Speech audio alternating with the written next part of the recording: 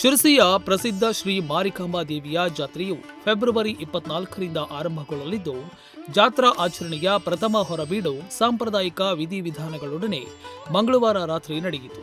ಜಾತ್ರಾ ಮಹೋತ್ಸವದ ಸಾಂಪ್ರದಾಯಿಕ ಆಚರಣೆಗಳ ಅನ್ವಯ ಜಾತ್ರೆಗಿಂತ 3 ವಾರ ಮೊದಲು ಆರಂಭಗೊಂಡು ಮಂಗಳವಾರ, ಶುಕ್ರವಾರಗಳಂದು ನಡೆಸುವ ಒಟ್ಟು 5 ಹೊರಬೀಡುಗಳು ಮಾರಿಕಾಂಬಾ ದೇವಿಯ ಜಾತ್ರೆಯ ವಿಶೇಷ ಆಚರಣೆಗಳಾಗಿವೆ.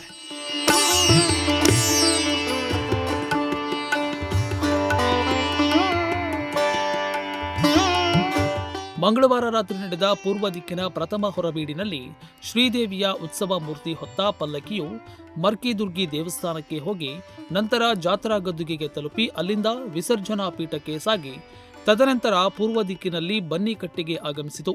ಶ್ರೀದೇವಿಯ ಪೂಜಾ ಕೈಂಕರ್ಯ ಹಾಗೂ ಉತ್ಸವಗಳ ಆಚರಣೆಗಳಲ್ಲಿ ಪ್ರಮುಖ ಸ್ಥಾನ ಹೊಂದಿರುವ ಬಾಬಾದಾರ್ ಕುಟುಂಬಗಳು ತಂದ ಸಾಂಪ್ರದಾಯಿಕ ಪಡಲ್ಗಿಯೊಡನೆ ಪೂಜಿಸಲಾಯಿತು. ಈ ಪಡಲ್ಗಿಗಳು ಪರಶುರಾಮನನ್ನ ಹೊಂದಿದ್ದು, ಪಡಲ್ಗಿ ಹಾಗೂ ಪರಶುರಾಮನನ್ನು ತಾಯಿ ಮಕ್ಕಳು ಎನ್ನಲಾಗುತ್ತದೆ.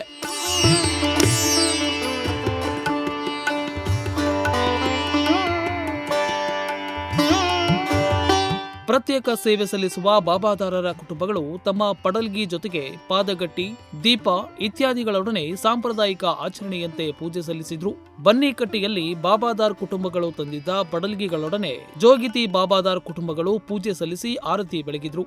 ನಂತರ ಹಲಗೆ ಬಾಬಾದಾರ್ ಕುಟುಂಬಗಳು ಹಾಗೂ ಪೂಜಾರ ಬಾಬಾದಾರ್ ಕುಟುಂಬಗಳು ದೇವಿಗೆ ಪೂಜೆ ಸಲ್ಲಿಸಿ ಪ್ರಥಮ ಹೊರಬೀಡಿನ ವಿಧಿವಿಧಾನವನ್ನ ನೆರವೇರಿಸಿದ್ರು. ರೈತ ಬಾಬಾದಾರರು ಹಾಗೂ ಇತರ ಬಾಬಾದಾರ್ ಕುಟುಂಬದವರು ಉಪಸ್ಥಿತರಿದ್ದು ತಮ್ಮ ಸೇವೆಯನ್ನ ಸಲ್ಲಿಸಿದ್ರು.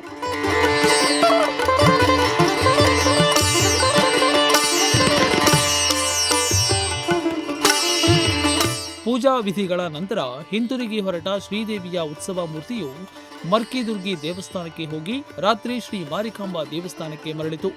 ಲಕ್ಷಾಂತರ ಭಕ್ತರನ್ನ ಹೊಂದಿ ವಿಶೇಷ ಆಚರಣೆಗಳಿಂದ ಪೂಜಿಸಲ್ಪಡುವ ಶಿರಸಿಯ ಶ್ರೀ ಮಾರಿಕಾಂಬಾ ದೇವಿಯ ಜಾತ್ರೆಯನ್ನ ವಿಜೃಂಭಣೆಯಿಂದ ಆಚರಿಸಲಾಗುತ್ತದೆ. 2 ವರ್ಷಗಳಿಗೊಮ್ಮೆ 9 ದಿನಗಳ ಕಾಲ ನಡೆಯುವ ಜಾತ್ರೆಯು ಸಾಂಪ್ರದಾಯಿಕ ಆಚರಣೆಗಳಲ್ಲಿ ಒಂದಾದ ಪೂರ್ವ ದಿಕ್ಕಿನ ಪ್ರಥಮ ಹೊರಬೀಡಿನ ಆಚರಣೆಯಲ್ಲಿ ಬಾಬಾದಾರರ ಕುಟುಂಬದವರು, ದೇವಸ್ಥಾನದ ನೌಕರರು, ಭಕ್ತರ ಉಪಸ್ಥಿತಿಯಲ್ಲಿ ನೆರವೇರಿತು. Nudisiri news desk, Sirsi.